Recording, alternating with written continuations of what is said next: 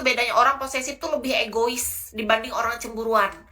Karena Kis sadar, aku orang yang cemburuan, tapi aku masaran Kis. Aku cemburuan banget, tapi aku nggak suka ngelarang-larang, aku nggak suka ngatur-ngatur, tapi aku cuma menyampaikan apa yang aku rasakan dengan baik. Jadi secara perlahan aku bilang gini, sayang, aku cemburu kalau kamu seperti ini gitu. Kayak kasih tahu pelan. Kalau orang posesif, aku nggak suka ya kalau kamu pakai baju kayak gitu, pakai baju tertutup. Aku nggak suka kamu kalau pakai baju terbuka kayak perempuan murahan, nah, kayak gitu tuh. Itu posesif tuh, beda. Orang cemburu tuh masih wajar, menurut Kis ya. Saya suka kirim dan transfer. Diamond itu maunya cuma sesaat, selebihnya nol. Maksudnya? Soalnya kalau tidak cari tahu sifat, jangan sampai salah pilih. Oh, kamu seperti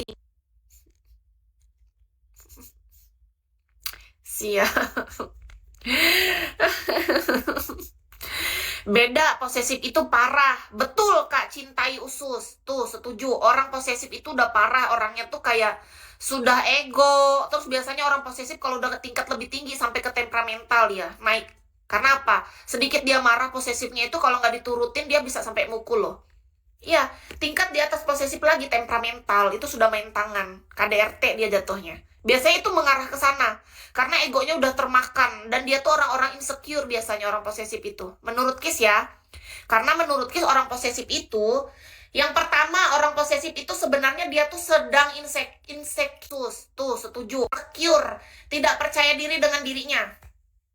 Itu pasti. Karena orang yang percaya diri dengan dirinya, dia wajar kalau merasakan cemburu. Karena dia manusia.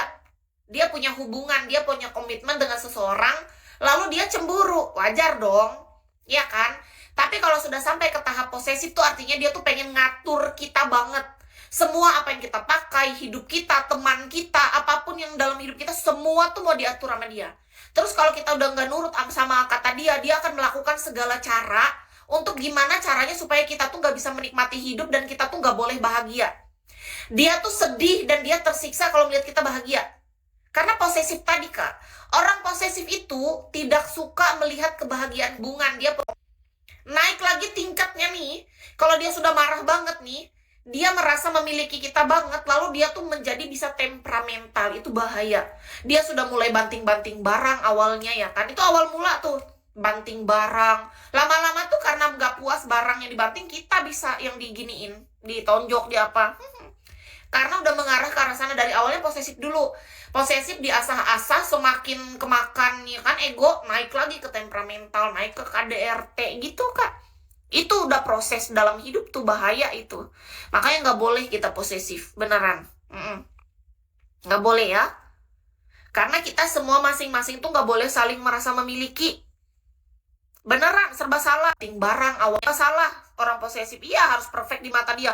Pokoknya apapun yang kita lakukan tuh salah aja di mata dia. Nah, kalau kita sedang punya pasangan, lalu di mata dia kita selalu salah. Beda ya, kalau memang kita salah nih, contoh. Mohon maaf nih, ada orang, dia tuh membenarkan diri tahu. Aku selalu salah, seolah-olah dia korban. Padahal memang dia salah. Kalau memang kita nih udah melakukan salah, harusnya kita mengaku salah. Tahu nggak, kalau orang posesif yang sudah ke arah temperamental, dia salah, dia bukan yang ngaku salah atau minta maaf. Tapi justru dia merasa dia yang korban. Dia cerita ke temennya, terus dia merasa diri dia yang tersakiti. Padahal dia yang melakukan kesalahan.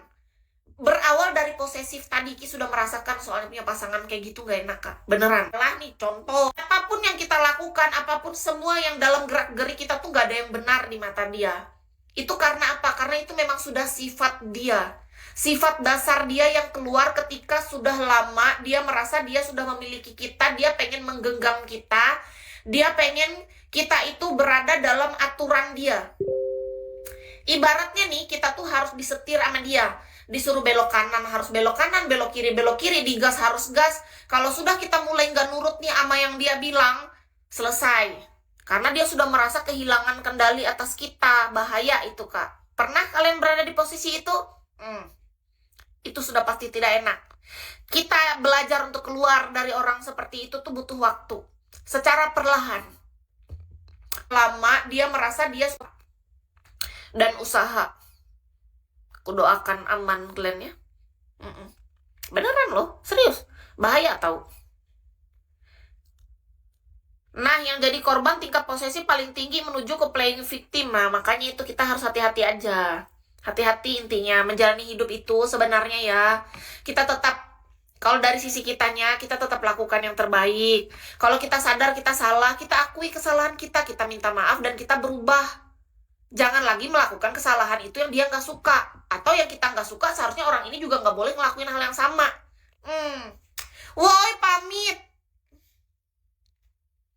Ya, terima kasih ya udah mampir Bang Sanul. Bang, nice kerja ya. Selamat beristirahat ya. Main-main lagi ya. Thank you loh. Aku pernah ketemu cewek posesif dan keluar dari dia langsung hidup damai. Oh, berarti kakak cowok. Mantap. Untung kakak berhasil keluar dari dia. Mantap, Kak. Selamat untukmu ya. Assalamualaikum. Waalaikumsalam. Selamat malam ya Bang Sanul. Selamat beristirahat ya. Mampir lagi ya. Jangan sungkan mampir terus. Tergantung aja cantik. Masa cewek salah nggak boleh dinasihati, cowok salah digebukin. Nggak boleh saling gebuk. Kita harus saling sayang. Ingat itu. Catat baik-baik. Aku bukan musuhmu. Pandanglah aku sebagai kekasihmu. Oh, berarti kakak cowok. Ingat. Catat baik-baik ya. Selagi kamu masih cemburu atau ada perasaan gak nyaman karena hubungan kita ada masalah atau apa, pastikan di hatimu itu masih ada empati, masih penuh kasih, masih ada pengampunan. Karena apa? Semarah-marahnya kita dengan pasangan, jauhkan rasa dari rasa benci. Ngerti nggak? Jauhkan rasa benci dari pasangan, itu paling penting. Kita boleh cemburu, kita boleh kecewa, kita boleh marah, nggak suka dengan apa yang dia lakukan, tapi hindari yang namanya rasa benci itu. Hindari itu. Ingatkan selalu bahwa hati kita penuh kasih gitu. Kita mengasihi siapapun, baik orang yang bersalah kepada kita. Itu yang selalu Kis ingatkan dalam diri sendiri. Beneran. Kis selalu mengingatkan diri sendiri tuh supaya menurut Kis tuh kita belajar untuk penuh kasih. Kalau memang rasanya kita nggak sanggup lagi menjalani hubungan, lebih bagus putus. Itu sudah jalan terbaik. Daripada bersama tapi saling membenci. Itu enggak banget. Beneran deh. Enggak banget ketika kita tetap mempertahankan hubungan tapi sebenarnya sudah saling benci. Saling serang. Iya, lebih bagus putus aja. Jelas. Bebas. Ya kan? Mending putus. Putusin sekarang. Jangan bersama tapi saling benci. Ngapain? Untuk apa sih hubungan itu? Kita punya hubungan itu untuk saling menyayangi, untuk saling mengasihi, saling membahagiakan. Lebih bagus kan? Iya dong, cinta itu kebahagiaan. Jadi menurut Kis, kalau hari ini cinta itu sudah saling menyakiti, saling membenci, itu sudah bukan cinta lagi, tahu nggak? Sebenarnya itu tuh sudah berada di titik ambang kehancuran. Tetapi bukan berarti itu nggak bisa diubah ya. Mohon maaf nih, kita harus jujur. Kalau ada niat dari kedua belah pihak sama-sama mau belajar untuk mengampuni penuh, lalu saling mengasihi, itu masih bisa kok diperbaiki. Tapi kalau memang rasanya dari kedua belah pihak sudah merasa nggak bisa, rasanya tuh kayak udah muak melihat mukanya, mendingan tuh jangan bersama. Kadang orang tuh aneh, dia sudah merasa saling benci, udah memang malas gitu, tapi masih aja mau bersama. Untuk apa? Menyiksa diri. Itu tuh penderitaan di dunia, tahu nggak sih? Kok suka banget menipu diri sendiri?